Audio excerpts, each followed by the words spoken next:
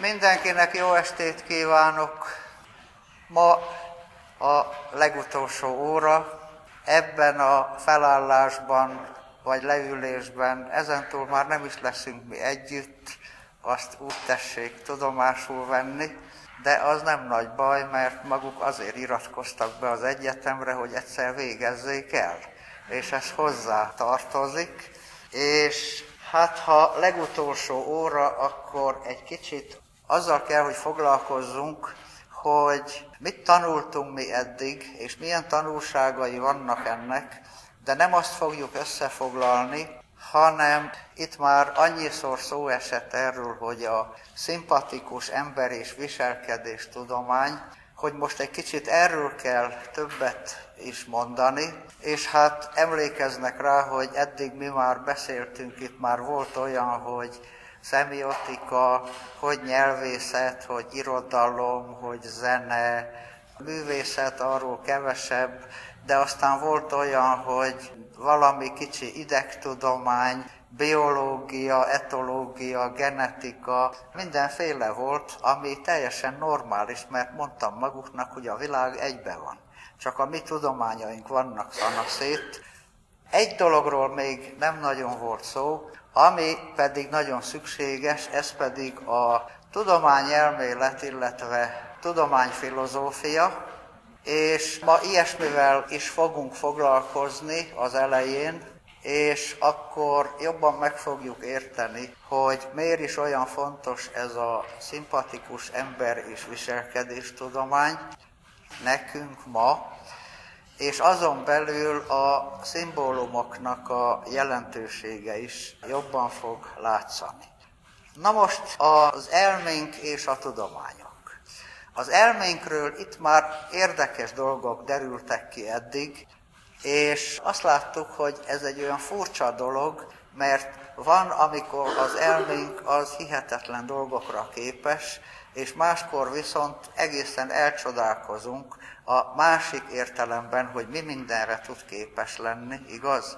Emlékeznek ilyenekre, és akkor most azt nézzük meg, hogy igazából az elménk mire jó, hol tudjuk mi azt felhasználni, és hol van az a terület, ahol nagyon vigyázni kell vele, és azt jó, ha tudjuk.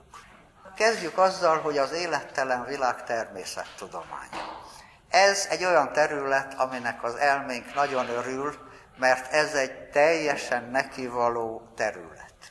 Ezen a területen az elménk hihetetlen teljesítményekre képes, hát elég, hogyha megnézik azt, hogy a fizika ma hol tart, és milyen ütemben jönnek újabb meg újabb tudományos eredmények, és az ilyen tudásban meg lehet bízni, mert ezeket kísérletileg is ki lehet próbálni. Tehát meg lehet fogalmazni egy hipotézist, meg lehet jósolni, hogy ebben a kísérletben ez várható, hogy kijöjjön, ha tényleg az jön ki, úgy lehet venni, hogy ez be van bizonyítva, és itt lehetségesek az örök igazságok. Itt is lehetségesek örök igazságok, tehát például, ha ma tudjuk azt, hogy a víz 2 hidrogénatomból és egy oxigénatomból áll, akkor biztosak lehetünk benne, hogy 1 millió évvel ezelőtt is abból állt, és ezentúl is mindig abból fog állni, és ezért van az, hogy nagyon régen felismert igazságok változatlanul ma is érvényesek, mert ugye ha mi az embertudományban valami múlt századi elméletre hivatkozunk, akkor ugye úgy néznek, hogy hát ilyen ócska dologra. Hát az Archimédes törvénye az mióta, és teljesen jó úgy, ahogy van, azt nem kellett felülvizsgálni, és itt a terminológia egyértelmű, mert a fogalmak is egyértelműek. Itt olyan fogalmak vannak fizikában, gondolják el, hogy például, ha valami vas, akkor ott nincs olyan, hogy ez most valamennyire vas, de egy kicsit egyéb, értik? Ott nincs prototípus hatás, ami vas, az vas, ami víz, az víz, és az nem egyéb, és nem fokozatosan az, ami. Az élettelen világ természettudományában a mi kérdésekre adott válaszok és az azok közti összefüggések kiderítése a cél, az egész működésének a megértése, és látjuk, hogy ez egyenesen az elménk számára van kitalálva, hiszen az elménk az a mi kérdéseknek a nagy specialistája. Hát mondjuk azt is mondhatjuk, hogy az elménk erre van igazából kitalálva. Ez elég furcsa, mert az elménk az a mi fejünkben alakult ki, és akkor azt várnánk, hogy inkább mi ránk legyen kitalálva, de nem, a működési elveiből következik, hogy a legbiztonságosabban ezen a területen tud mozogni. És itt lehetségesek a megbízható prognózisok. Ha egy csillagásznak ma megfelelő adatok a rendelkezésére állnak, és van hozzá megfelelő számító kapacitása, az meg tudja mondani, hogy 1 millió év múlva a Földnek melyik pontján hány óra, hány perckor lesz napfogyatkozás. Hát mondjuk ő ezt már nem fogja kilesni, hogy most ez bejön vagy nem jön be, és lehet, hogy nem akkor lesz, de csak azért, mert ő most még valamit nem tudott, de ha azt is tudta volna, és figyelembe vette volna, akkor az biztosan úgy lenne. És emiatt, hogy ilyen megbízhatóak a tudományos eredmények, ezeket azonnal fel is lehet használni. Tehát rögtön alkalmazni lehet technológiában, iparban, és itt a tudománynak nincsenek erkölcsi kérdései, csak a technológiának vannak. Például, ha csináltak atombombát, az nem a fizikának, mint tudománynak az erkölcsi kérdése, hanem az a technológiának, ami különféle politikai döntések és egyébfajta emberi döntések, de a fizikának mindenképpen az a dolga, hogy az elemi részecskék fizikáját vizsgálja, és hogy a technológiában mire fogják felhasználni, az nem közvetlenül a fizikának az erkölcsi kérdés. És az ilyen tudományokban fel tudjuk ismerni a saját korlátainkat, és ott az egyáltalán nem szégyen. Például ott van a Heisenberg-féle határozatlansági elv, amiről biztosan hallottak. Miről szól ez? Ez arról szól, hogy arról tegyünk le, ne is álmodjunk arról, hogy egy részecskének egyszerre mérjük a helyzetét is, meg az impulzusát is. Mert azt nem lehet. Elvileg lehetetlenség, mert ugye vagy helyzetet mérek, és akkor nem mérek impulzust, vagy impulzust mérek, de akkor nem mérek helyzetet, és lehet, hogy valaki úgy gondolná, hogy azért mégis jó lenne, ha mind a kettőt lehetne egyszerre mérni, de azért senki komoly ember nem áll neki, hogy majd ő most kidolgoz egy olyan eljárást, mert lehet tudni, hogy az lehetetlen. Úgyhogy az ilyenfajta tudományból nagy baj nem lehet.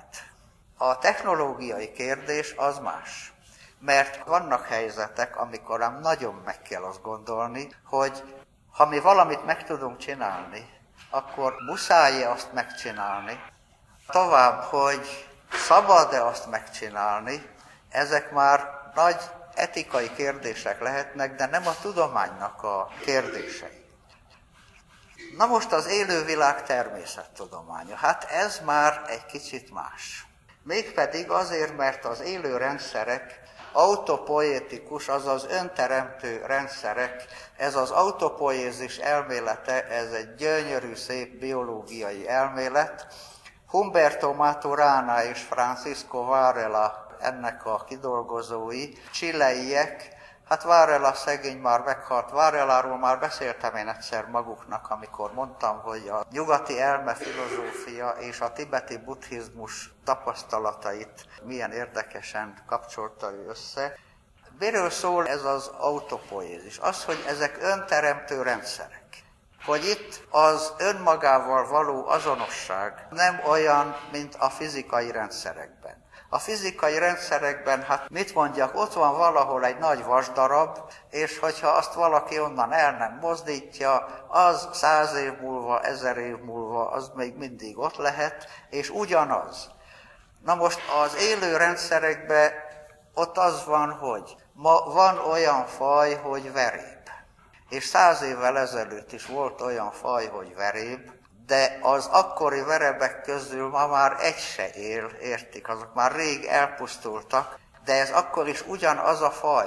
És itt az azonosságot a folytonos újrateremtés, a folytonos újramásolás biztosítja, és akkor itt az azonosság az nem egyszerűen csak úgy van, hanem annak folyamata van, és itt történik valami, aminek következménye lesz. Na most ez már az elménk számára egy kicsit nehéz feladat, mert a történést az elménk elég nehezen kezeli.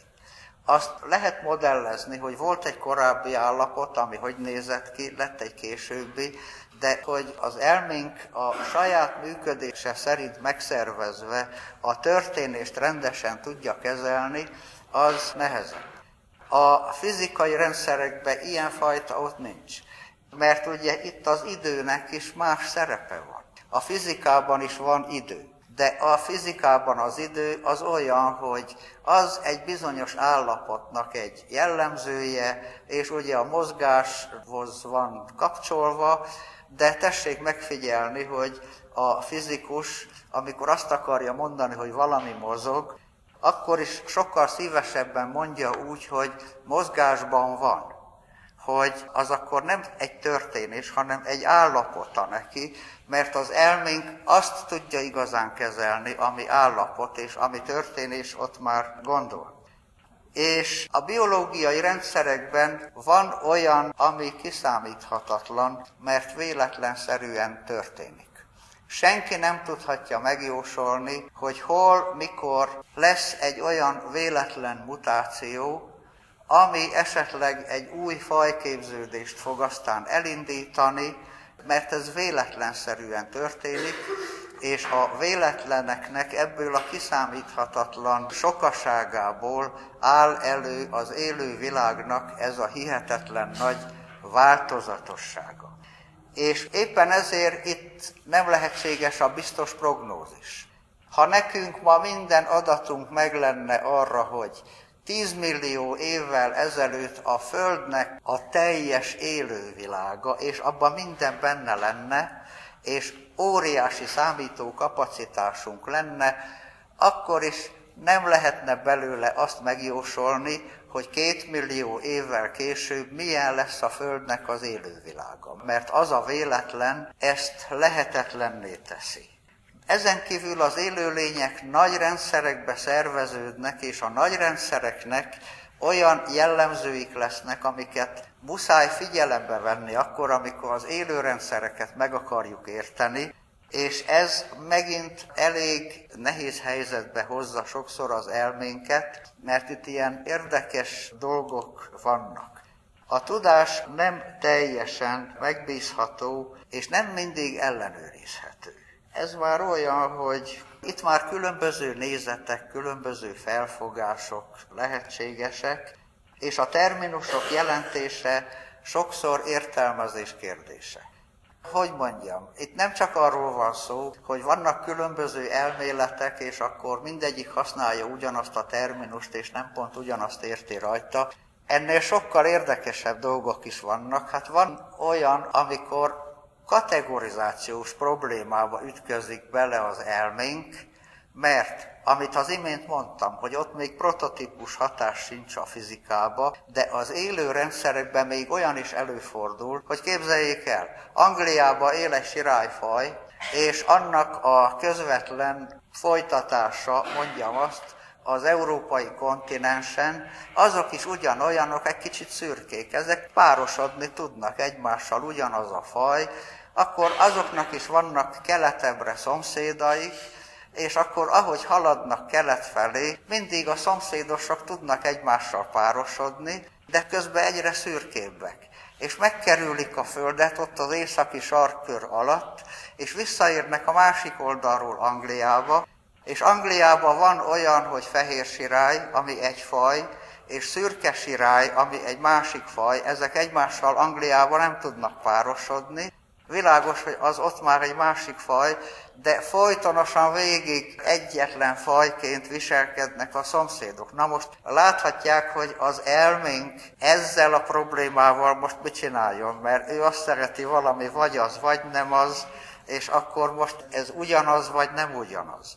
És itt a paradigmaváltás már nagyobb változásokkal tud együtt járni.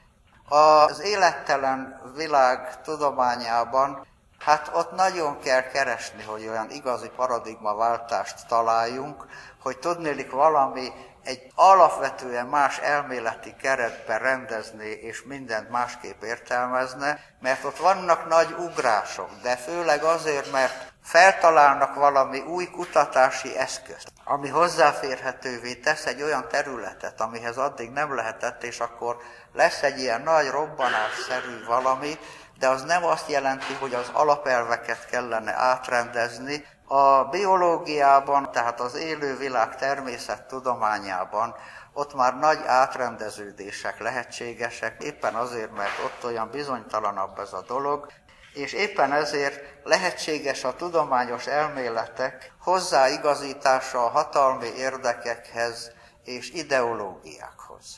Olyan, hogy fasiszta fizika, az nem volt, értik? Az elképzelhetetlen. Hát mondjuk marxista fizikát, azt akkor nagy lendületükbe meg akarták csinálni, csináltak is valamit, pont ugyanolyan volt, mint a nem marxista, értik, mert semmi különbség nem volt, de fasiszta biológia az nem csak lehetséges, hanem volt is, sőt van is. Mert tessék azért arra gondolni, hogy a náci Németország ideológiájában, a fajelméletben, ami arról szólt, hogy az árja, a germán faj, az felsőbbrendű, amögött biológiai elmélet állt. És akkor itt ugye az a helyzet, hogy hát gondolják meg, különösen az olyanoknál, az imént mondtam, hogy nagy rendszerek vannak, hát például a környezettudomány. Hogy valaki elkészít egy nagy hatástanulmányt arról, hogyha a Verespataki aranybányát beindítják, akkor az katasztrofális környezeti hatással lesz az egész területre, és még messzi hatással lesz neki, és akkor mi lesz? Az lesz, hogy a cég keres 4-5 olyan nemzetközi hírű szakembert, akiket ő megfizet jól, akik írnak egy olyan hatástanulmányt, hogy ez maga lesz a megváltás, nem csak az ottaniaknak, hanem az egész Erdélynek, és hogy az valami hihetetlen jó dolog lesz, és ez a két hatástanulmány, ez nem cáfolja egymást, értik? Mert ezek nem egymást kizáró igazságok lesznek, hanem más elrendezésbe vezetnek fel dolgokat, és akkor kialakítanak egy olyan többé-kevésbé elhihető következtetésrendszert, de igazából a kettő hiába homlok egyenest ellenkezik, mert egyik a másikat nem cáfolja. Tehát látjuk, hogy ez már messze nem olyan, mint a fizika. Mert a fizikában, ha lesz valami elszállt elmélet, azt ott a fizikán belül nagyon hamar ki lehet mutatni, hogy az nem jó semmire, de itt ez már lehetséges, és hát ugye mondom, mivel ez egy ilyen képlékenyebb, hát a paradigmaváltás esetében is, hát az egy gyakori dolog. Mondtam maguknak azt az interaktív szemüveget, ami van egy divatos szemüveg, mindenki azon keresztül nézi, az bizonyos dolgokat kiemel, másokat eltakar, ami még érdekesebb, hogy egy csomó mindent ő maga produkál, azért interaktív, amit különben nem látnánk, és akkor jön egy paradigmaváltás, ami szemüvegcsere, ugye, az addigi divatos szemüveg helyett egy másikat kezd mindenki viselni, és akkor onnantól kezdve már egyebet látunk ott, és nem látjuk azt, amit addig láttunk, és még ráadásul el is felejtjük azt, amit az előttével láttunk, mert akkor már csak az számít, ami az új. Na most a viselkedő élő lények, vagyis hát a lelkes állatok tudománya.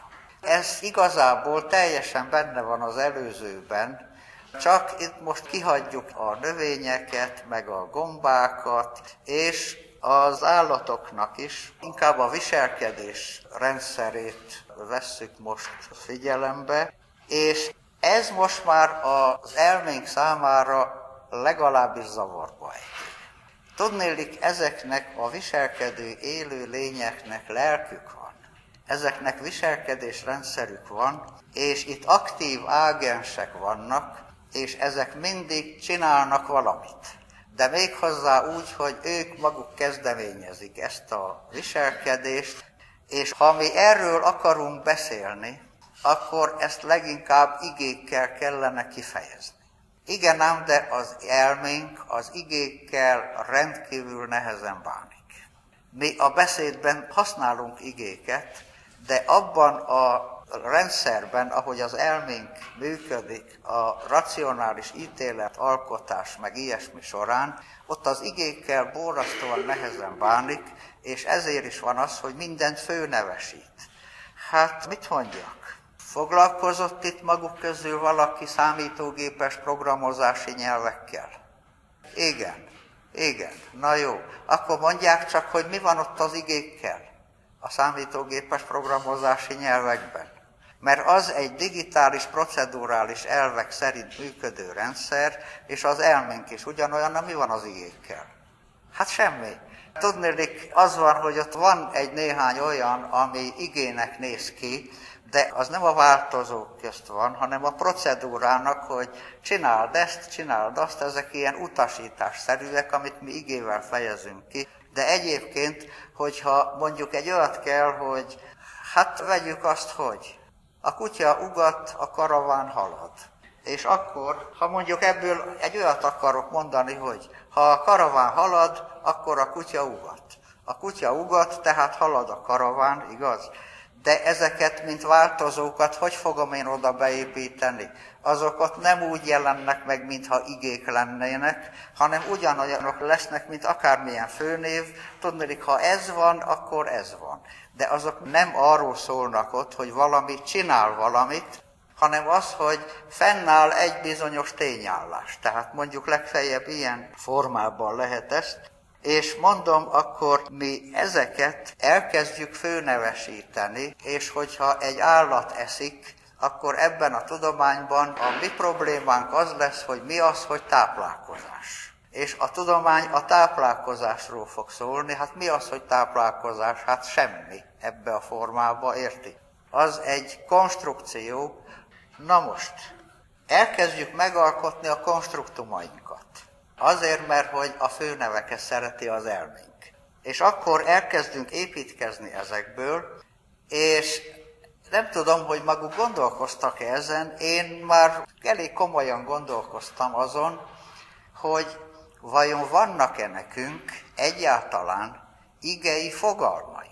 Mert ezt soha senki nem szokta megkérdezni, de én a fogalomról már elég sok mindent olvastam, régebbi koncepció szerint, újabb koncepció szerint, de higgyék el, hogy én ott főnéven kívül egyébben nem találkoztam. Olyanra nem emlékszem, hogy igei fogalmat láttam volna valahol, pedig azt lehet, hogy észrevettem volna, mert nagyon feltűnő lett volna, de még arról se olvastam sehol, hogy vannak-e nekünk egyáltalán igei fogalmaink, mert aki a fogalommal foglalkozik, annak annyira természetes, hogy csak a főneveket nézze, hogy eszébe se jut megkérdezni, hogy vannak-e nekünk igei fogalmaink egyáltalán. És én úgy gondolom, hogy valószínű, hogy nincsenek. Mert az ige azt a másik rendszerünk szervezi tulajdonképpen, nem a racionális fogalmi rendszerünk, és annak van egy címkéje, amivel mi arról tudunk beszélni, de igazából nem a fogalmi rendszer rendezi, és akkor teljesen érthető, hogy miért van az, hogy mi itt beszéltünk arról például, hogy hangulatfestés. És ha megfigyeljük, hát a főnevek közt is vannak hangulatfestők, de nagyon kevés. Viszont nagyon sok van az igék és a melléknevek közt hangulatfestő, mert azoknak hangulatuk van, ott van mit festeni, értik? A főnevek esetében az más. És hogyha eszükbe jut az, hogy mennyire más, mondjam úgy, hogy a kategorizáció stratégia. Hogy a főneveknél az van, hogy mindent leszedünk róla, lecsupaszítjuk, legyen egy absztrakt váz, és az igéknél meg, ott meg minden apróságot belekódolunk a konkrétságba. Hát mi minden van egy olyan igében, mint az, hogy piszmog. Értik? Az, hogy csinál valamit, de nem akár, hogy Látszik, hogy ez két külön világ, ami ott van, és azért gondolom, hogy igazából nekünk fogalmaink csak a főnevekre vannak, és az elménk az avval tud. Na most a nagyobb gond, hogy a lelkünk az más elvek szerint működik, mint az elménk. A lelkünk az egy hatalmas analóg rendszer, egy nagy neuronháló, de eszméletlenül nagy.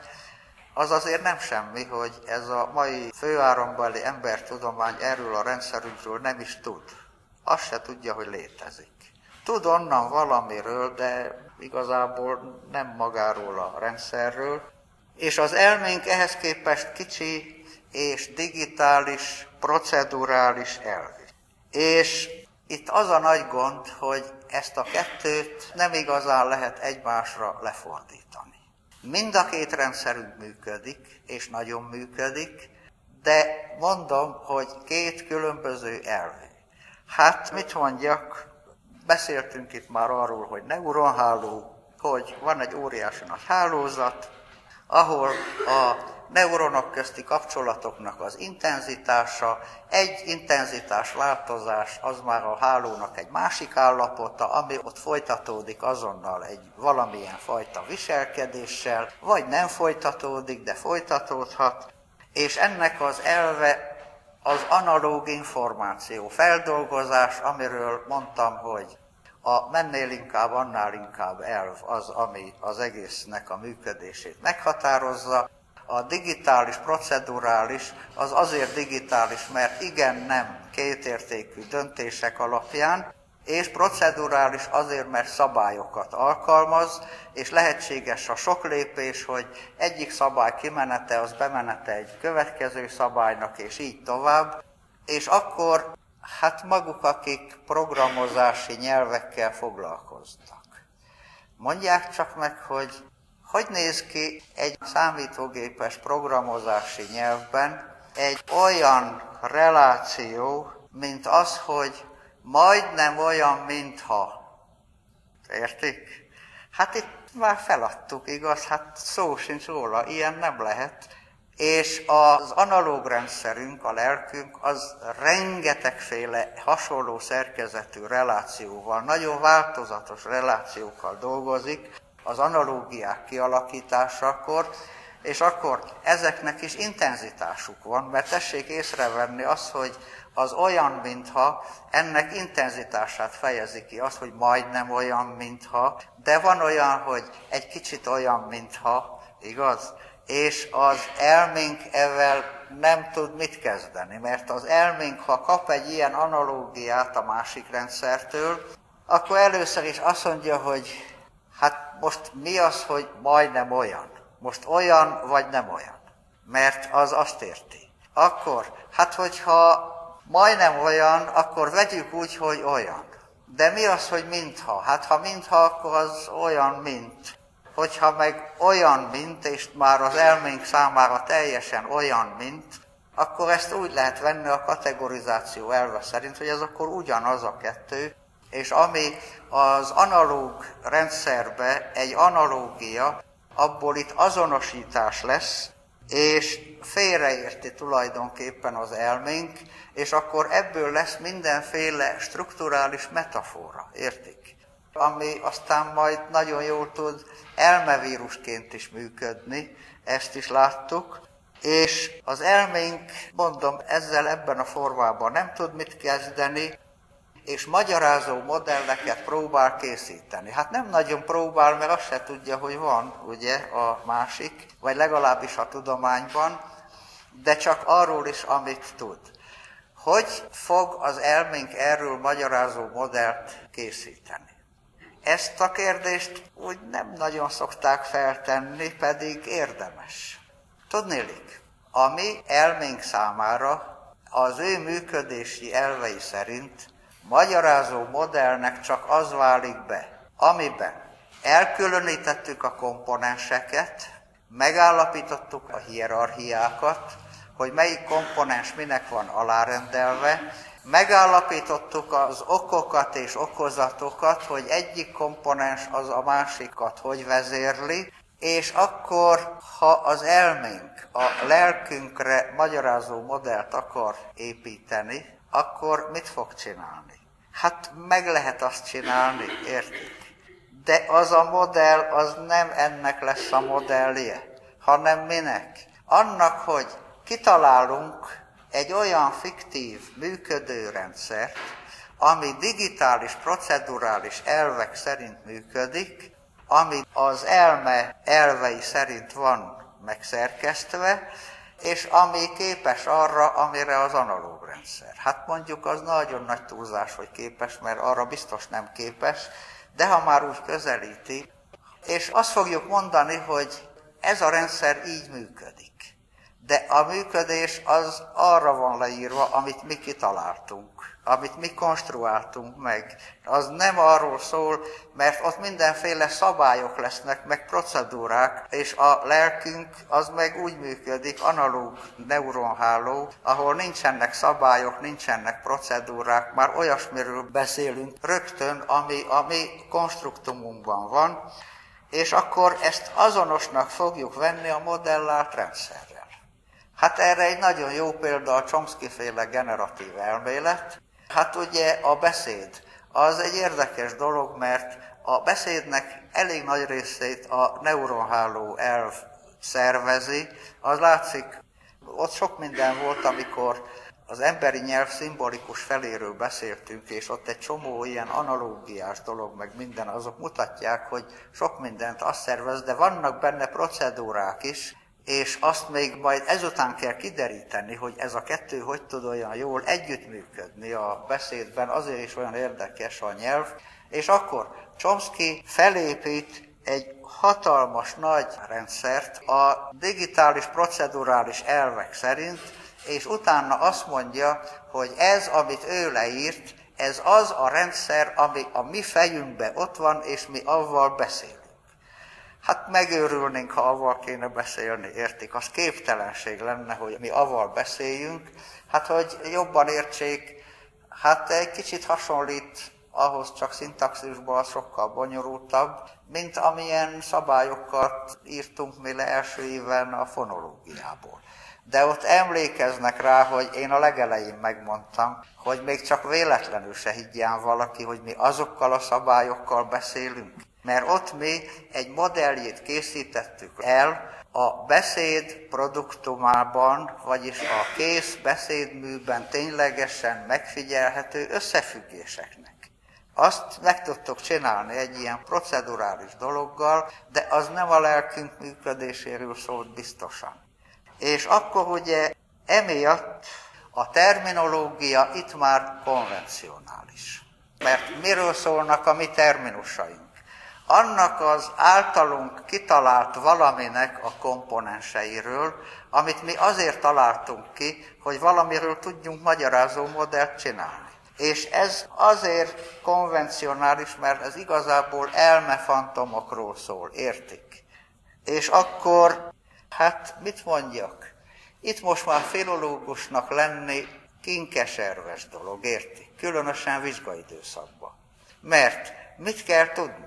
Tudni kell a terminológiát egyszer, ami mindig úgy volt bevezetve, hogy ezen a terminuson, ebben az elméletben ezt értik, abban azt értik, amabban azt értik, hát a fizikában az képtelenség lenne, értik, hogy egy tanulmány avval kezdődjön, hogy ebben a tanulmányban én ezen a terminuson ezt meg ezt fogom érteni, meg ott nem lehet ezt meg azt érteni, de itt nálunk minden terminus ilyen. És akkor kell tudni a terminusokat, és kell tudni a hozzájuk tartozó szintaxist, amivel ezekből értelmesnek elfogadható kijelentéseket lehet alkotni. Igaz? És ha ezt tudják, és nagyon szorgalmasan gyakorolják nyilvánosság előtt, akkor biztos, hogy akadémikusok lesznek, értik, akkor is, ha semmi elképzelésük nincs arról, hogy az, amiről beszélnek, az ténylegesen hogy néz ki, hogy mi van vele, mert ugye összeszövünk egy nagy fogalmi hálót, azt oda rádobjuk arra a kutatásunk tárgyára, és az olyan sűrű szövésű, hogy azt már nem is látszik, hogy van egyáltalán alatta valami, nem hogy azt meglássuk, ami alatta van, és látszik, hogy ez a terület nem igazán az elménk számára van kitalálva, és természetesen, mivel ez a modell az mindenestől egy fikció, az simán hozzáigazítható a mindenféle ideológiákhoz, és akkor itt már nagyon nagy változást tud jelenteni mindenféle paradigmaváltás. Na most az elménk és az embertudomány. Hát az elménk magyarázó modelleket, illetve ember- és társadalomtudományi elméleteket hoz létre.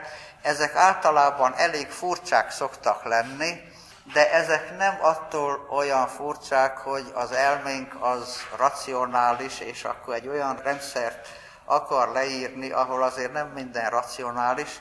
Nem annyira ezért olyan furcsák, mert azért a társadalmi, embertudományi elméletek azok nem olyan nagyon-nagyon racionális formában vannak felépítve. Azt már láttuk, hogy az elménk a lelkünket nem érti.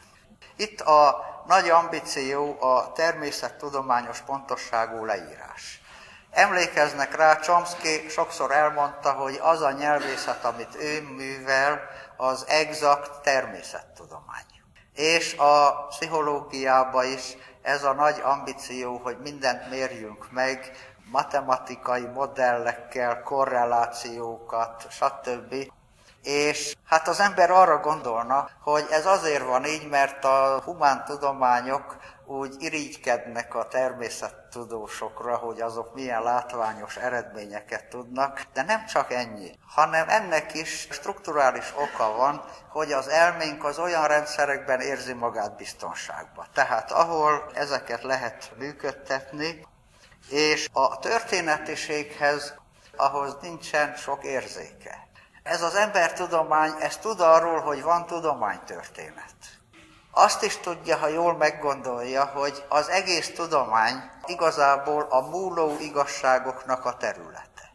Maguknak most ebbe a vizsgaidőszakba hasonló tantárgyakból kell vizsgázniuk, mint amilyenekből mi is vizsgáztunk annak idején, de teljesen másfajta dolgokból kell vizsgázni, mert hogyha azt mondanák el, amire mi nagy 10-est kaptunk, akkor maguknak azt mondanák, hogy hát honnan szalasztották magukat, értik, hogy olyan ócskaságokkal, és ezt az embertudományban tudják.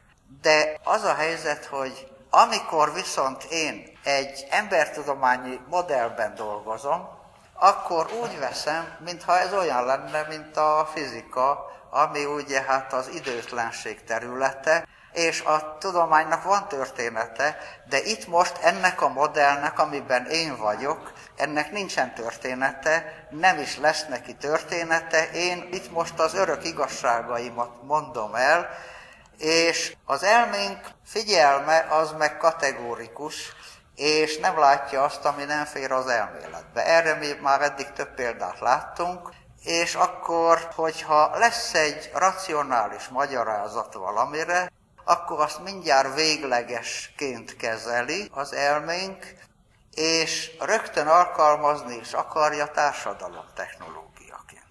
Mert azt mondja, hogy megvan immár végre. Tudjuk, hogy milyen a jól működő társadalom, tudjuk, hogy mi kell az emberek boldogságához, foghatunk neki megcsinálni. Ugyanakkor viszont a figyelme az kategórikus, és nem látja azt, ami ott kívül van, ami a tudatlanságunk nagy területe, és akkor ez a nagy optimizmus, hogy most akkor mindent tudományosan megszervezni az életünket, hát nem tudom, maguk már nem tanultak olyat, én még igen. Nekünk az egyetemen még volt olyan, hogy marxizmus szeminárium.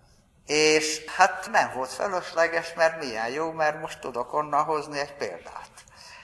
Az egyik szemináriumon a Marx 1845-ös Feuerbach téziseit elemeztük, aminek az utolsó tézise úgy szól, hogy A filozófusok a világot csak különbözőképpen értelmezték, de a feladat az, hogy megváltoztassuk. És volt nekem egy nagyon jó barátom, egy évfolyamtársam, a legjobb barátom volt, Demény István Pálnak hívták, kiváló folklorista lett belőle, csak meghalt szegény fiatalon, és aztán hazafele menet mondom neki, hogy te, engem ezzel az utolsó tézissel nagyon megijesztettek. És hát azt kérdi, hogy miért. Nem volt nagy fáradtság neki ezt elmagyarázni, ő se gondolta volna ezt másképpen. És mondom neki, hogy tudod, ez akkor úgy kéznél volt, mert akkor divat volt szifit olvasni, és sok szifit olvastunk. És mondom, tudod, nekünk itt elmondták, hogy mi biztos léptekkel haladunk a kommunizmus felé. Hát maguk nem tudják, mi az, hogy kommunizmus, akkor se tudta senki, de azért elmagyarázták, nyugodjanak meg. Tehát az, hogy tejjel, mézzel folyó Kánaán, az ahhoz képest semmi. Ne úgy képzeljék el, hanem valami földi paradicsom, amiről szemrebbenés nélkül mondták nekünk azt, hogy ott már nem lesznek problémák, és mindenki boldog lesz. Értik? Na, és hogy mi biztos léptekkel haladunk afelé. És mondom a barátomnak, hogy tudod, én úgy érzem magam, mintha egy óriási nagy űrhajóba ülnénk, ami akkora, mint a Noé bárkája, még nagyobb, mert szifibe minden belefér, és akit azzal indítottak el, hogy menjünk el, mert lesz ott egy bolygó, ahol csodálatos életfeltételek vannak, és mi azt be fogjuk népesíteni. És megyünk vagy 50 évig, és akkor jön egy üzenet a Földről, hogy van egy rossz hírünk, meg egy jó. A rossz hírünk az, hogy a tudomány azóta már fejlődött, és kiderült, hogy azon a bolygón nincsenek az élet számára lehetőségek, semmilyen. De van egy jó hírük, hogy azóta a mi űrhajónknak a pályáját is újra számolták, és ez nem is oda megy. És ez nagyon jó hír, mert akkor még van esélyünk, hogy valami olyan helyre találunk jutni, ahol meg lehet élni.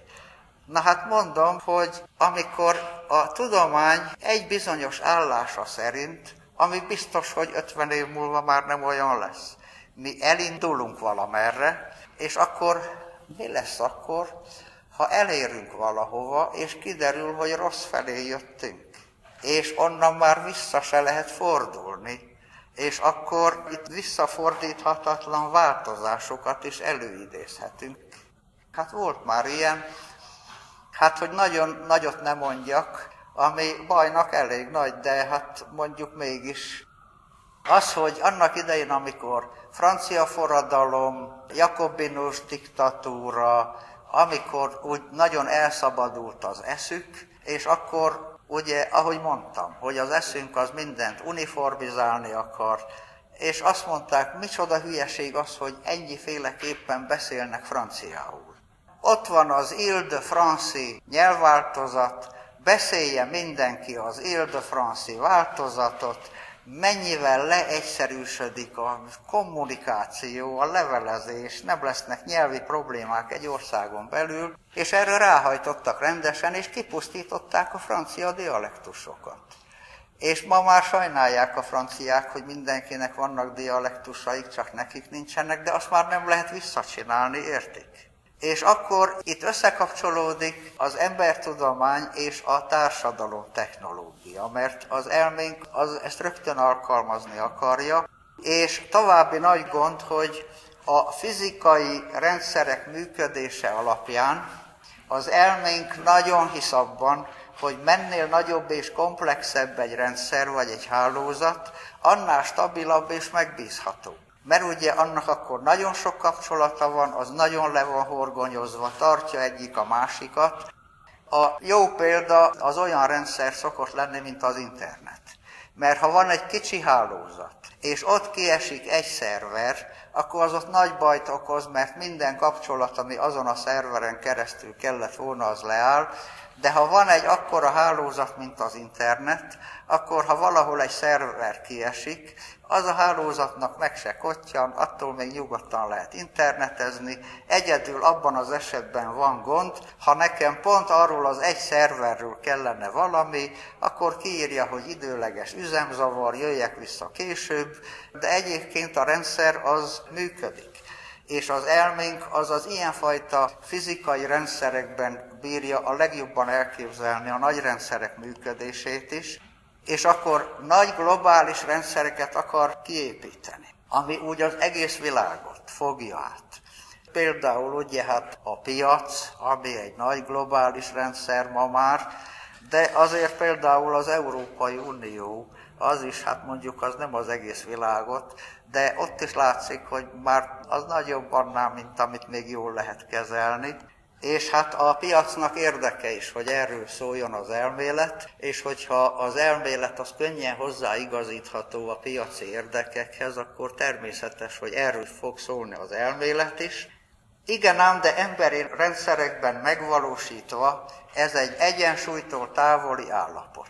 Na most az egyensúlytól távoli állapot, hát ezzel a káosz elméletben foglalkoznak, nem tudom, van itt maguk közt valaki, aki káosz elmélettel foglalkozott valamikor? Na jó, tehát káosz volt, elmélet nem volt, megértettem. Nem ilyenfajta káosz, hanem úgy a rendszer szerveződés, ez egy nagyon érdekes dolog. És hát az egyensúlytól távoli állapot, hát mondjuk nem emberi rendszerekben, ilyen például az időjárás, ami egy olyan rendszer, amire nagy előrejelzéseket nem lehet tenni, mert kicsi hatásoknak nagy következményei lehetnek, és van egy ilyen, hogy pillangó effektus. Erről már lehet, hogy hallottak. Azért hívják pillangó effektusnak, vagy pillangó hatásnak, mert nagyon jó példával lehet ezt szemléltetni, hogy tudnélik lehetséges, és matematikai modellekkel tényleg jól lehet modellezni, hogy tényleg lehetséges, hogy valahol az amazonászi őserdőben egy pillangó meglebbenti a szárnyát, keletkezik egy kicsi légörvény, és ennek az lesz a következménye, hogy Kaliforniában lesz egy akkora vihar, hogy az mindent elvisz. Nagyon távoli helyen onnan, és egy ilyen rendszerben ez nagyon gyorsan végbe tud menni. És hát mondjuk ilyen rendszerben mi nem valószínű, hogy valaha is fogunk tudni hozni egy konkrét megtörtént példát, mert hát ha van valahol egy nagy vihar, értik, hát hol fogom én azt a pillangót megtalálni, hogy melyik lebbentette meg a szárnyát, de emberi rendszerekben erre lehet példát hozni. Az egyik itt történt nem is messze tőlünk Magyarországon. Tessék elképzelni 2010. június 3-án, amikor az új kormány már felállt, a helyén volt, tehát már nem kellett volna kampányolni se, nem kellett volna semmit csinálni. Kósa Lajos, aki a kormánypártnak, a Fidesznek az ügyvezető alelnöke volt, tehát igen fontos ember, Debrecenben tartott egy előadást, ahol azt mondta, hogy a kormánynak most minden erejét össze kell szedni, ahhoz, hogy elkerüljük az államcsődöt, ami tudják micsoda, a pénzügyi rendszer összeomlása, ami a gazdasági rendszer összeomlásával is járhat együtt, mert az előző kormány olyan állapotban hagyta rajtunk az országot, hogy most minden erőnket erre kell fordítani, és még nagy szigorú intézkedésekre is szükség lesz. Na most, ő tudta azt, hogy ebből egy szó se igaz, értik? De úgy gondolta, hogy kis befektetés, nagy nyereség. Hát mi az nekem egy ilyet mondani, de milyen jó nagy politikai tőke lesz az nekünk, amikor majd a mandátum végén elmondhatjuk az embereknek, hogy ennek a kormánynak sikerült megmentenie az országot az államcsődtől, és hogy az mekkora teljesítmény. Na most, tessék elképzelni, ez volt olyan 10 óra körül. 12 körül elkezdett zuhanni a forint értéke, de borzasztó gyorsan, meredeken. Elkezdett zuhanni a tőzsde. Akkor ez még nem volt elég, mert tudják, akik az ilyen rendszereket irányítják, azok nem tudják, mit irányítanak, azok nem tudják, hogy ez hogy működik. És akkor, miután a másik oldalról beszóltak, hogy hát ez most jó nagy hülyeség volt, akkor rögtön előállt Szijjártó Péter, aki most már mint kormányszóvivő, ő még mindig nem látta, miről szól a dolog. Úgy gondolta, hogy neki most a mundér becsületét kell védeni, és azt nyilatkozta, hogy abban, amit Kósa mondott, nem volt semmi túlzás. Na most ezt, ha a kormányszóvivő mondta, akkor aztán elkezdett tényleg minden összedőlni, hogy alig tudták megfogni, hogy ne legyen tényleg államcsőd, de ez egy borzasztó látványos dolog volt, és most miért mondtam ezt el? Azért meg gondolják el, hogy van egy akkora rendszer, mint egy országnak az egész gazdasági rendszere, meg pénzügyi rendszere, amiben csak ott belül millió kapcsolat mindenfelé, és az egész beágyazva a világgazdaság nagy rendszerébe, és az ember azt gondolná, hogy ez annyi helyen le van horgonyozva, hogy ennek a földrengés se árthat, és tessék megnézni, hogy egy ilyen rendszernek egy kritikus pontján egy mondat elhangzik, és attól az egy mondattól elkezd összedőlni az egész. És ez az, ami az egyensúlytól távoli rendszerekre jellemző. Hát mondjuk azért ennyire látványost azért ritkán lehet látni, mert ilyet csak Magyarországról lehet hozni. Tudnélik, máshogy mindenütt tudják azt, hogy még ha tényleg nagyon fenyeget is az államcsőd, azt takargatni kell, hogy nehogy kiderüljön, mert ha kiderül, akkor vége van, értik? De nem, itt másképp működik minden. És ez meg azért van, mert maguk jártak Magyarországon, és vannak tapasztalataik, biztos érteni fogják, hogy miről beszélek itt. Magyarországot a rendszerváltás után egy akkora nagy politikai elmevírus fertőzés lepte el, hogy azt az országot mentálhigiénésen élhetetlenné tették, érték, ott már lassan nem lehet élni, bolondokháza lett belőle, mert ugye hogy a másik fél milyen gazember. Teljesen mindegy, hogy melyik féllel beszélgettünk, mert ugyanazt mondja mindegyik, hogy a másik fél milyen gazember, és akkor ez a vírus teszi azt, hogy már megnyertük a választásokat, már nem kéne kampányolni, de még mindig az nem érdekes, hogy az országgal mi lesz. Az egy kicsit se érdekes, hanem az a nagyon fontos, hogy még egy lapáttal tegyünk rá arra, hogy a másik fél az milyen gazember, értik? Ezt most miért mondtam? Azért, hogy nehogy azt higgye valaki, hogy azért történt ez, amit elmeséltem, mert hogy Kósa Lajos meg Szijjártó Péter, ők fideszesek. Nem azért történt, az teljesen mindegy, hogy fideszes vagy nem. A másik, az se jog be kicsivel se, értik? Mert ez a politikai észjárás, ez így működik. És sajnos most az a helyzet, hát látják, ahhoz képest itt mi egészen normálisak vagyunk, nem? De most fenyeget minket az a veszély, hogy itt is bolondokháza lesz, mert ugye kitalálták azt, hogy külhoni állampolgárság, és rögtön hozzá azt, hogy legyen választójoga is, mert hát végül ezért csinálták nyilván az egészet, mert hát az ugye nagyon szép, hogy minket nagyon szeretnek, de a szavazatainkra van szükségük, az látszik. És akkor, ha most ide fognak jönni az ő választási kampányukkal kampányolni, akkor ide is behurcolják azt a vírust, és itt is bolondokháza lesz. Pedig erre kéne, hogy vigyázzanak, mert amíg mi megvagyunk, akkor ha már Magyarországon valaki végképp nem bír élni, akkor jöhet ide lelki menekültnek, értik? De ha itt is bolondokháza lesz, akkor már nem lesz az se, ahova jöhessenek. És ez a rendszer tervezhetetlen és megjósolhatatlan, hogy merre tart. Azért, mert a jóslásaink mire alapoznak? Hogy normálisan, józan ésszel mire számíthatunk mi, hogy mi az, ami várható. Most az észszerű, normális viselkedés az elég jól bejósolható.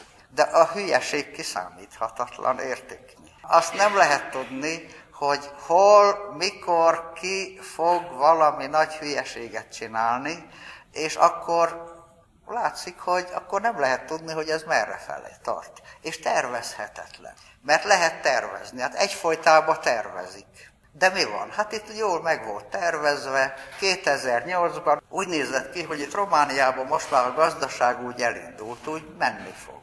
Igen ám, de jött egy másik pillangó, ami Amerikában meglebbentette a szárnyát, Az is egy információ volt, mert kiderült, hogy sokan ingatlan hiteleket úgy vettek fel, hogy nem volt fedezetük, és akkor ebből gazdasági világválság lett, mert hogyha az a rendszer az kicsi lenne, az ott megmaradna helyi szinten, de mivel hogy a nagy globális rendszerben benne van, akkor annak, hogy Amerikában ki milyen hiteleket vett fel, itt ittuk mi Kolozsváron a levét, és még mindig, mert igazából ez a gazdasági bizonytalanság, ez még mindig tart tulajdonképpen, és az elménk azt hiszi, hogy tudja, hogy merre tartunk, és hogy a működési zavarok csak azért vannak, mert még nem elég tökéletes a racionális tervezés és kontroll. És akkor mit akar csinálni? Tökéletesíteni akarja a rendszer működését, hogy legyen minél több adat és mérhető paraméter, amitől a rendszer még bonyolultabb lesz, és akkor itt van egy begerjedés. Látják, mert ez a rendszer akkor megőrül, mert mi lesz?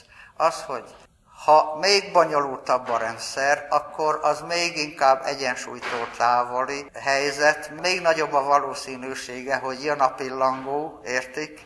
És akkor, hogy ez hol tart ma mi nálunk, hát a tavalyiaknak ezt a példát mondtam el, maguknak is ezt mondom, mert nagyon jellemző, hogy tavaly ilyenkor felszólítottak bennünket a dékáni hivatalból, hogy mivel ugye van az életpiaci verseny strukturális metafora, és akkor minden piaci verseny, és az egyetemek is piaci verseny, hogy készül egy nagyon exakt adatok alapján történő rangsorolása az egyetemeknek, és oda mindent be kell vezetni az adatbázisba, és hogy töltsünk ki egy olyan listát, hogy a tanszéknek 2006 és 2011 közt hány kulturális rendezvénye volt.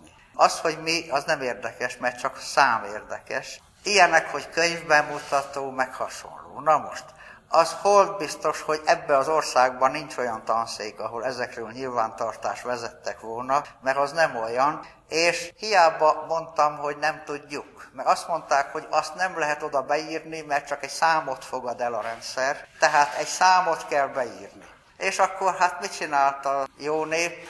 Hát mindenki a hasára ütött, és valamit beírt. Az bekerült a nagy adatbázisba, és akkor boldogok voltak, hogy milyen exakt tudományos kritériumok alapján értik ez az egész, és most gondolják el, hogy annyi ember most ezzel töltse az idejét, akkor azokat összesítsék országosan, akkor azokat vigyék be az adatbázisba, hát nem normálisak, értik. De nem lehet lebeszélni az elménket arról, hogy ez a rendszer jól működne, csak még mindig nem elég tökéletes. És akkor a rendszer ettől áttekinthetetlenül bonyolult lesz.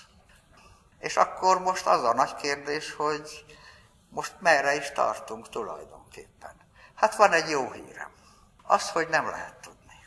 Amiben benne van az, hogy talán mégse arra fele tartunk, amerre látszik. Ami nem biztos, hogy nagyon jó hír lenne, hogyha arra fele tartana, mert az elménk az látszik, hogy az meg tud tervezni egy világot, mert meg tud tervezni, ami neki teljesen megfelel. Az ő elvei szerint működik, ezt hívták már tökéletes társadalomnak, és ezt az elménk meg tudja tervezni. Csak az a baj, hogy ha a lelkünket nem érti, akkor az nekünk maga a pokol lehet, értik, amit az elménk megtervez. És hát most az a helyzet, hogy most nagyon kiszabadult ez a szellem a palackból, és mi azzal még rosszul járhatunk, értik? Tudják, mire gondolok én, hogy nagyon kiszabadult? Hát ha azt nézik, hogy milyen ütemben gyorsul ez, hogy mindent úgy szervezni meg azok szerint, az elvek szerint, és hát az intuitív tudásban abban van ám erről valami, mert emlékeznek rá a bűnbeesés történetére, ahol az Isten azt mondja, hogy arról a fáról ne egyél, mert amelyik napon arról leszel, halálnak halálával halsz. És a teológusok ezt értelmezték, mert hát ők mindent értelmeznek, hogy hát mit jelent az, hogy halálnak halálával, mert hát mi történt? Az, hogy ők ettek belőle, és akkor nem haltak meg, és akkor most mi van? De a legjobban a halotti beszédnek az írója érezte, aki azt mondja, hogy nümhéon mugánek, gyemend ő fajánek halálut evék, hogy attól kezdve, hogy a konvencionalitás elvét bevezetjük, és amiután lesz nekünk racionális elménk is, és az kezdi átvenni az irányítást, onnan kezdve a fajunk fennmaradása nincsen garantálva. Benne van a veszélye annak, hogy az emberfaj kipusztulhat, és hát ennek érdekes tényezői vannak. Az egyik, ami errefele mutathat, az, hogy amikor a racionális elme és a piac összekapcsolódik, a mai formájú piac, és akkor ugye ott van ez, amiről már beszéltünk, hogy az élet piaci verseny metafora, amikor mindent e szerint kezdünk szervezni, és akkor mindent versenyszerűvé kell tenni, és ebből az következik, hogy minden egyre gyorsul. Mert a verseny az egy olyan motor, ami mindent gyorsít, és akkor begerjed ez a rendszer, és akkor termelünk, és már nem azért termelünk, hogy az embereknek arra szüksége van, hanem azért van szükség az emberekre, hogy legyen kinek eladni a terméket, mert azért termelünk, mert a versenyben ott kell maradni, és akkor nem számít az, hogy a természeti erőforrásokat elpazaroljuk, és lepusztítjuk az élőhelyünket, és tönkre tesszük, és hosszú távon világos, hogy ez nem egy fenntartható dolog, és van még egy olyan összetevője, amiről itt azért, ha röviden is, de szólni kell, az, hogy az elménk nagy csábítása, hogy istenesdit játszon. Értik?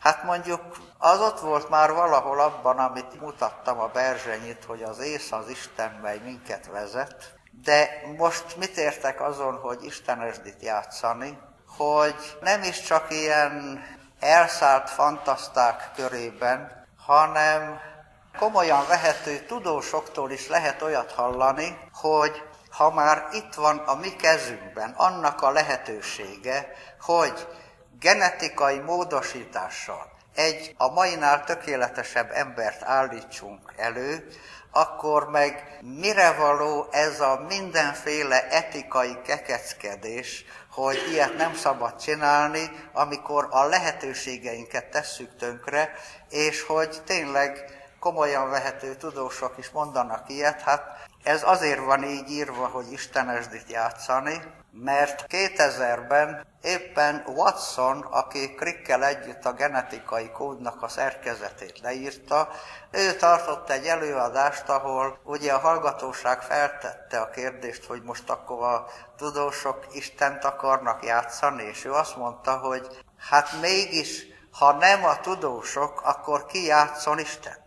Mert normális, hogy a tudósoknak kell ezt, és hát erre hoztam egy ilyen könyvet, ez egy hátborzongató könyv, tudják meg. Az a címe, hogy Ósdi dolog-e az emberi természet. Az alcíme az, hogy genetika, hát ez a bioengineering, ezt elég nehéz lefordítani, de értik, tehát mondjuk azt, hogy géntechnológia, de egy kicsit más ez, és az emberi állapotnak a jövője.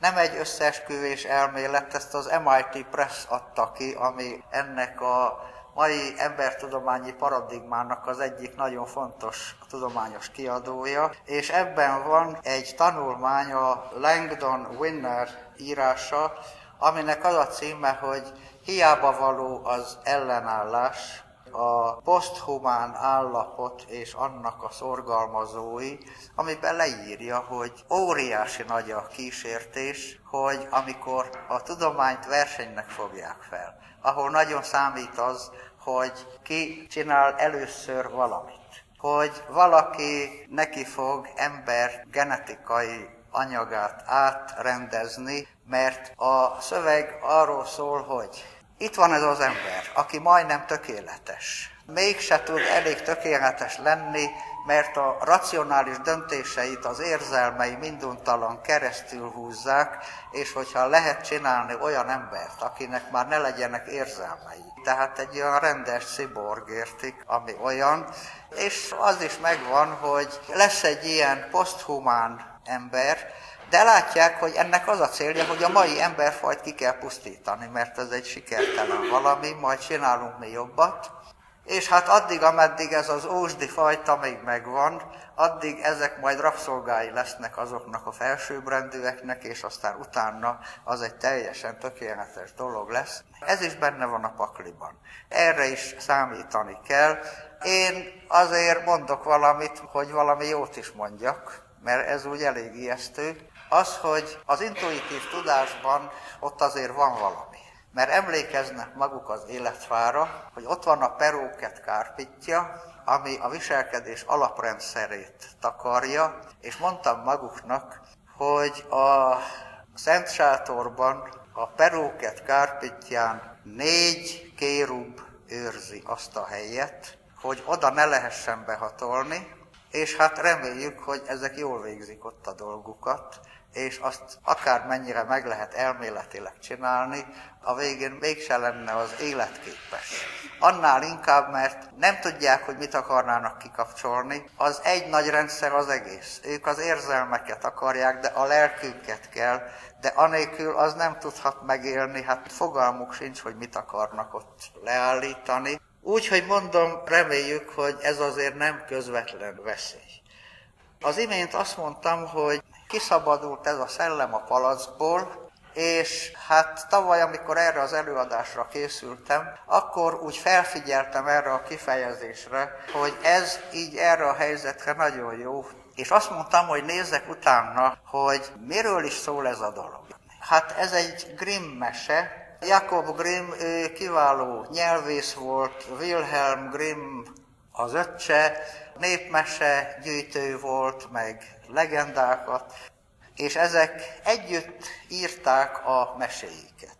És ez a mese, hogy Der Geist im Glas, tehát a szellem a palackban, a Kinder- und Hausmärchen második kötetében jelent meg. Ez egy nagyon érdekes című, mert látják, hogy ez micsoda magyarul, hogy gyermek és házi mesék. Ez a házi mese, ez olyan furcsa dolog, de mi ezt úgy mondanánk, hogy mesék gyerekeknek és felnőtteknek. Hogy ez igazából nem egy gyerekmese, és ők együtt írták a meséket, de az nem úgy volt, ahogy most írnának együtt mesét, hogy azt mondanák, hogy van szerződésünk a kiadóval 60 mesére, te megírsz 30-at, én megírok 30-at, gyorsan, határidőre leadjuk, az nem úgy ment.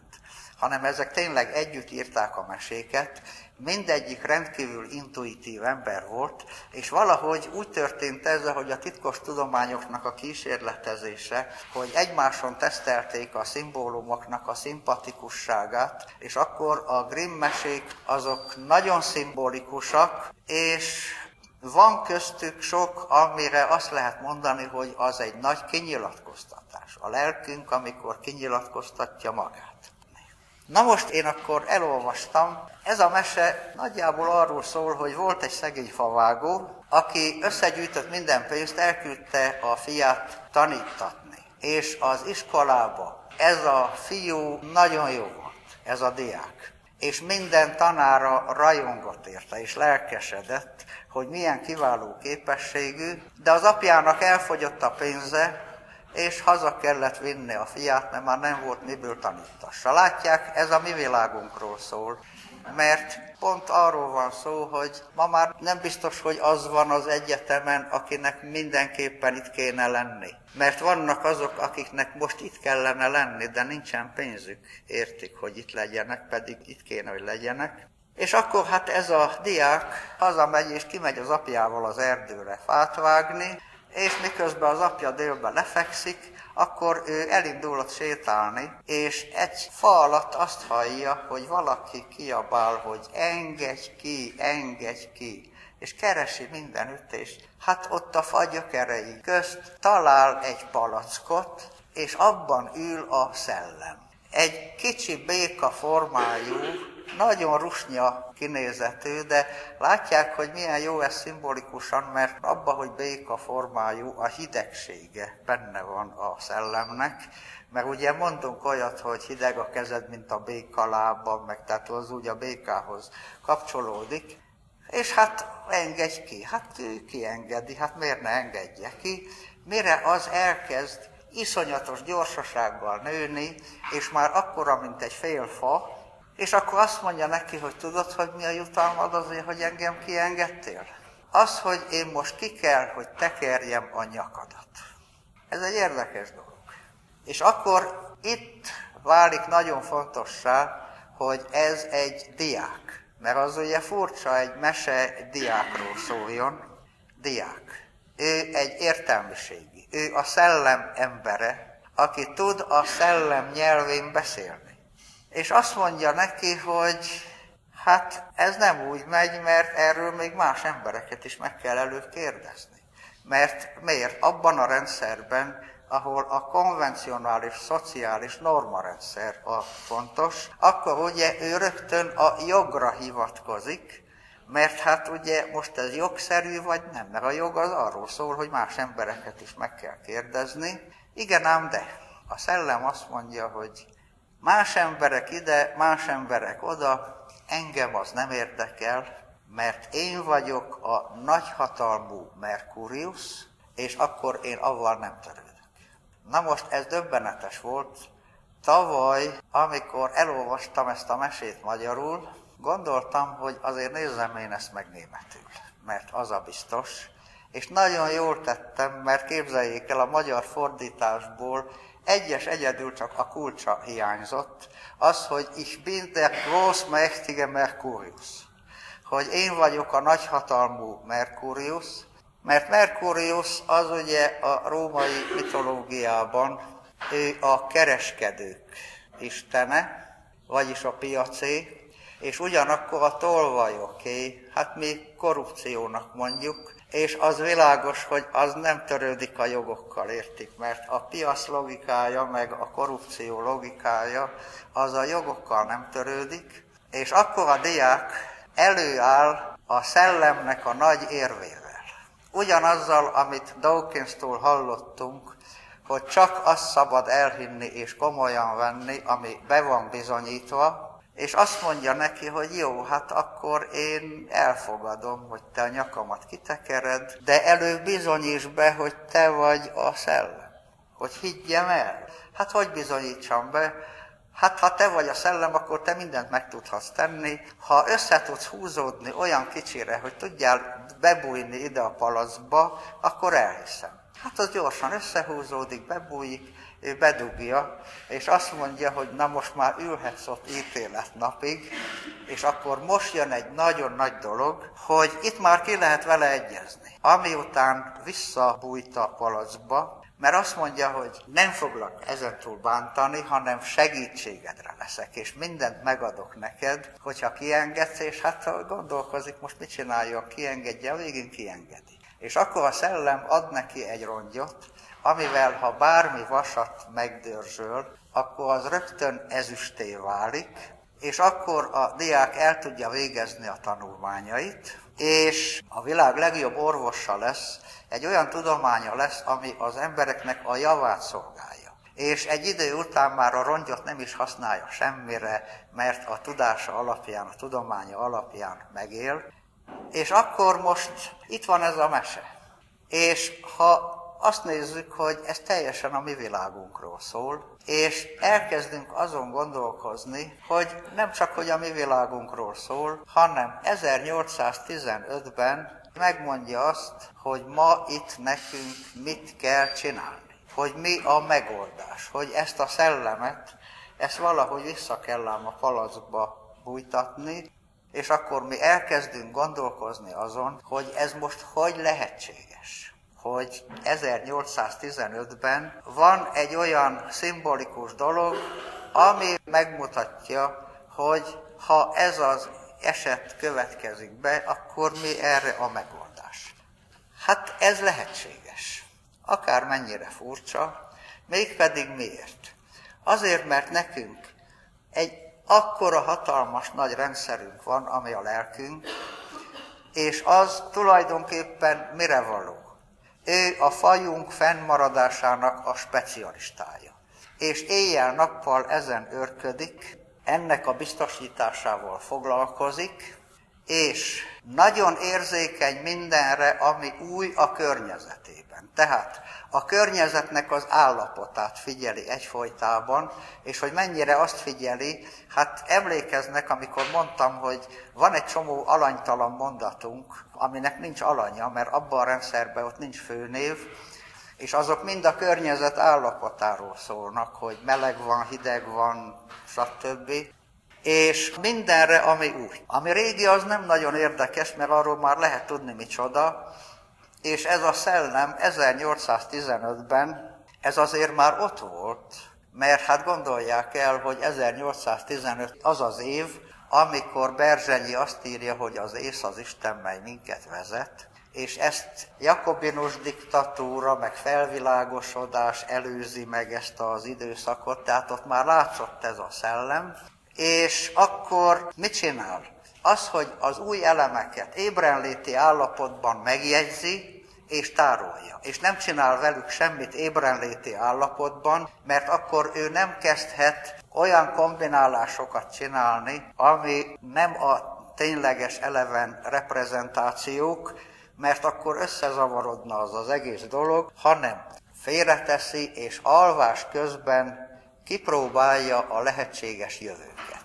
Ez valami borzongató dolog, értik, ami ilyenkor történik, de valami elképesztő. És még valami megható is van benne, hogyha úgy elgondolja az ember. Tudnélik, ezt úgy az 50-es évektől lehet tudni, hogy az alvásnak van 5 szakasza. És ezeket a szakaszokat a különböző elektroenkefalográffal rögzíthető agyhullámok szerkezetével lehet jól azonosítani. Hát ez körülbelül így néz ki, hogy a fej különböző pontjain elhelyeznek ilyen receptorokat, és akkor mindegyiktől ott fent legfelül az a bal szem, alatta a jobb szemnek a mozgása, és ez, ami pirossal be van keretezve, azok ilyen agyterületeknek a hullámai, és az van, hogy 5 szakasza van az alvásnak. A legelső szakaszban elaltatja az elménket, hogy az ne kavarjon bele semmibe, és utána jön egy második szakasz, ami egy mélyebb, ott is elrak mindent, amit el lehet, aztán egy harmadik, negyedik szakasz, mindegyiken elrak mindent, és elrendez, és előkészít mindent, akkor utána, amikor elért a negyedikig, akkor elindul onnan visszafelé. Megint a harmadikra jellemző hullámok lesznek, ott akkor elrakja azokat, amit azért nem tudott elrakni, mert az függött valamitől, ami a negyedikben még nem volt elrakva, akkor onnan jön vissza a második, az első, és amikor ezt az utat végigjárta, akkor valami eszméletlen munkába kezd, de hihetetlen gyorsasággal. Avval kezdi, hogy lebénítja a mozgatóizmokat, a végtagjainkat, mintha azt mondaná a testünknek, hogy te most nem csinálhatsz semmit, mert én itt most hipotétikus reprezentációkkal fogok dolgozni, és nehogy elindulj annak alapján valahová, mert abból borzasztó dolog lehet, akkor az le van bénítva, és akkor neki fog. Ott van az az új elem, ami bejött, amiről még nem lehet tudni, hogy micsoda, annak ott vannak bizonyos kapcsolatai, és elkezdi borzasztó gyorsan változtatni az intenzitásokat. Hogy ez most még kicsi. Mi lesz akkor, ha erősebb? És akkor látja a különböző helyzeteket, hogy megemelem ezt az intenzitást, az egy másik állapot, és látja azt a helyzetet. És akkor ez egy gyors szemmozgás, ez az a fázis, amikor álmodunk is tulajdonképpen, a többi fázisban nem. Gyors szemmozgás, mert látszik, hogy az valamit néz gyorsan, és akkor végig vesz mindenféle lehetőséget, hogy mi lehet ebből majd valamikor. Tehát nem arról van szó, hogy megkeresi, hogy milyen lesz a jövő. Ez azt, hogy mi lesz a jövő, nem tudja. Hanem kipróbálja, hogy milyen jövők lehetségesek erre a helyzetre, hogyha ez itt megerősödik, és akkor, ha valahol, valamelyik konfigurációban nagyon veszélyessé válik, akkor arra külön keresni azt, hogy milyen konfiguráció az, ami ezt a veszélyességet semlegesíti, és megkeresi a megoldást. És a megoldásokat tárolja, és utána ébren léti állapotban azt szimbólumban kinyilatkoztatja. És akkor lesz egy csomó szimbólum. És abban az időben elég sok ember érezte ezt a szellemet ott a környezetében, és akkor az a szimbólum szimpatikus lesz, és akkor az a szimbólum fennmarad, és átadódik mese formájába, vagy pedig úgy, hogyha nagyon fontos az a szimbólum, akkor nem is biztos, hogy a mesét mindenki tudja, de lesz egy olyan, mint ebben az esetben, hogy frazeológiai kifejezésként oda kerül, hogy kiengedtük a szellemet a palackból, és amikor nekem majd 2000 valahányban erre szükségem van, akkor ebből a kifejezésből kiindulva én el tudok érni a Grimm meséig, és ha csak ugyan az a jövő valósulna meg, akkor szimbolikusan, a szimbolikus tudásban már ott van a bölcs megoldás arra a helyzetre, hogy akkor mit kell csinálni. Na most, mivel hogy ez nem azt mondja meg, hogy mi lesz a jövő, hanem arról szól, hogy milyen jövők lehetségesek, emiatt abból a sok lehetséges jövőből nyilván csak egy fog megvalósulni, és amikor mi oda elérünk, akkor mi arra ráismerhetünk. És a többiről, arról meg soha nem fogjuk megtudni, hogy az miről szólhat vajon, mert hogyha nem az a jövő jön be, akkor mi arra nem tudhatunk ráismerni. És a megoldásokat továbbra is tárolja precedens gyanánt, mert a precedenseket is felhasználja. Hát most csak nagyon gyorsan, ahhoz, hogy képzeljék el, hogy milyen gyorsan tudhat ez működni, mert egyszerűen arról van szó, nem sok lépést kell egymás után, mert az nagyon lassú, hanem intenzitásokat változtatni. Minden átállított intenzitás az egy más konfiguráció, onnan megint más. Hogy ez milyen gyorsan tud történni, hát gondolják el, lehet, hogy maguknak volt olyan tapasztalatuk, nem biztos, hogy pont ilyen, én az enyémet mondom el, mert az kéznél van, hogy egyszer leestem a fáról, értik? És nagyon megijedtem. És az volt az érzésem, hogy legalább 1 percig esek lefelé, értik? Hihetetlen volt, mintha úgy nagyon lassan estem volna le, és mindenfélek villantak fel. Sokan mesélik ezt, hogy mikor életveszélyes helyzetben vannak, akkor tulajdonképpen újra élik az egész életüket, mert a lelkünk akkor kétségbe esetten elkezd precedens után kutatni, egész vissza a messze mindenfélét, meg az mindent tárol, és minden ott van, és gondolhatják, hogy milyen gyorsan tud az történni, hogyha egy ilyen időszak alatt, míg az ember a fáról leesik, hát mennyi, semmi. Az alatt nagyon sok minden történet tud ott megjelenni. Ez gyönyörűen le van írva. Ismeri valaki Borgesnek a Titokban végbe ment csoda című elbeszélését, az gyönyörű. Ugye, amikor valakit halálra ítélnek, és ott áll a kivégző osztag előtt, meghúzzák a ravaszt, és akkor elindul a golyó, és a golyó megáll a levegőben, és ő végigéli az egész életét, és amikor elér eddig a pontig, akkor a golyó elindul és megöli. Tehát az ugye nagyon szépen ennek a folyamatnak. És hát azt látjuk, hogy a lelkünk gondot visel ránk, és ez a gondviselés. Mert végül is mit jelent az, amikor mi azt mondjuk, hogy a gondviselés? Tudni előre a bölcs megoldásokat. És hogyha valaki úgy gondolja, hogy a szimpatikus embertudományban a gondviselésnek latin alapú terminust kell adni, hát ott van, mert latinul a gondviselés az, hogy providencia, vagyis előre látás.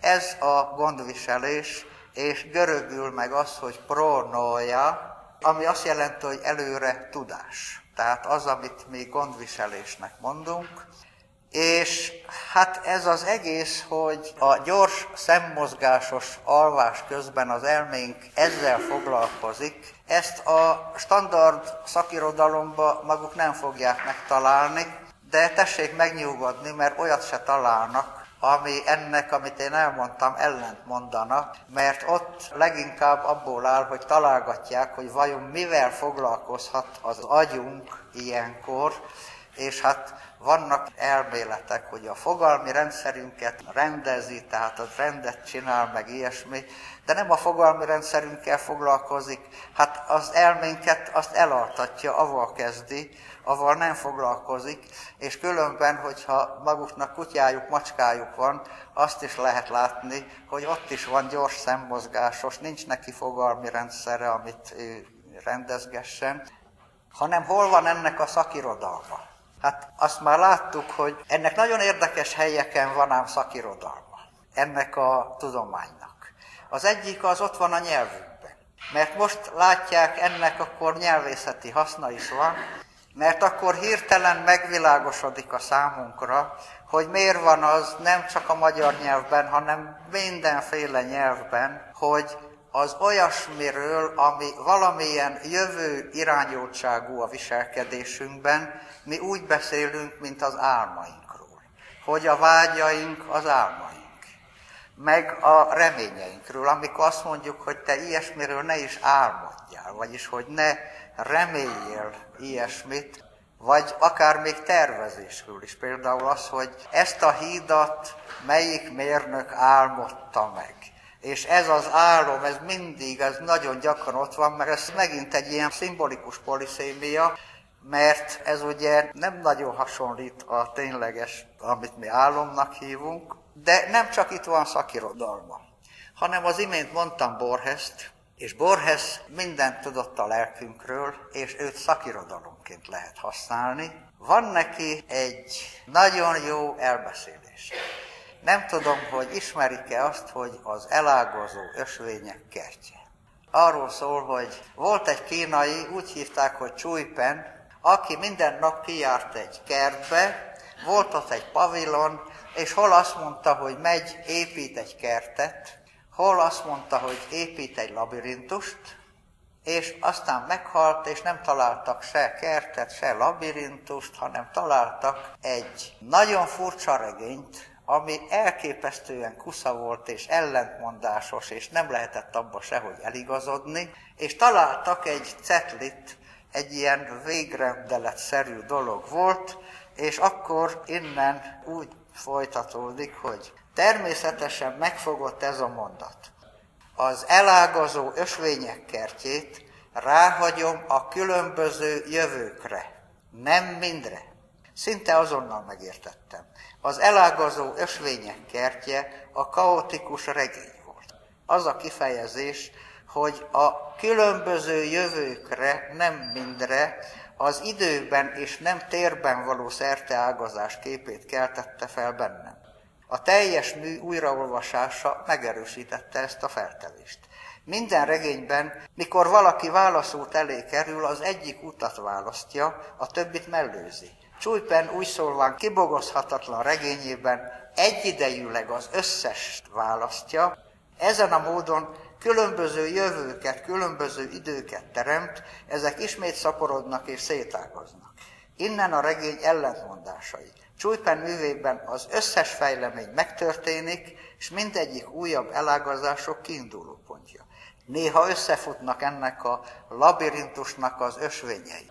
És most gondoljanak arra, hogy a labirintus, hogy az milyen gyakori szimbólum, hogy az szól valamiről, és látják, hogy tökéletesen le van írva az, amiről beszéltem, hogy létrehozni a különböző jövőket. Nem elképzelni, hanem tényleg láthatóvá tenni ott belülről, és mivel, hogy ez az utolsó óra, akkor én adok maguknak egy ajándékot.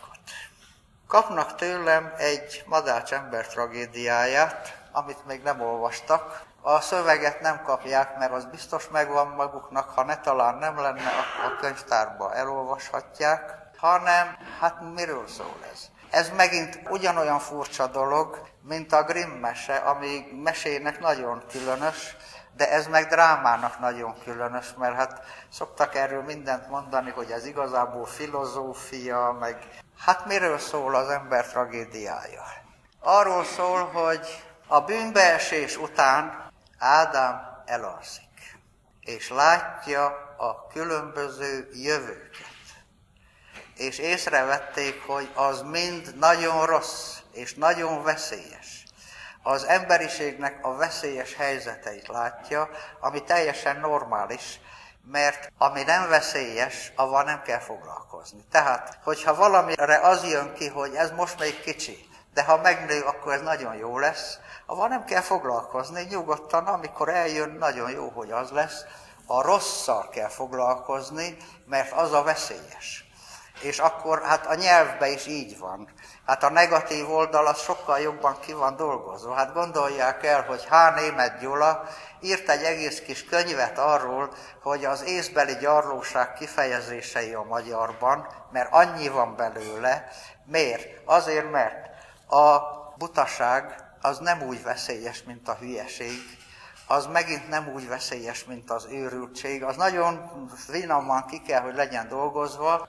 Arra meg, hogy okos, meg értelmes, hát van nagyon kevés, abból nem lehet könyvet írni, mert avval nem kell foglalkozni, az normális, hogy mellesleg pontosan emiatt van az, hogy feljegyezték az alváskutatók, hogy nagyon gyakori az, hogy ilyen gyors szemmozgásos alvás közben azt valami szorongó érzés, meg félelem követi, mert a veszélyes helyzetekkel foglalkozik olyankor, és akkor ott van Ádám, emlékeznek, hogy ez történik, és hogy Ádám kicsoda, tudjuk.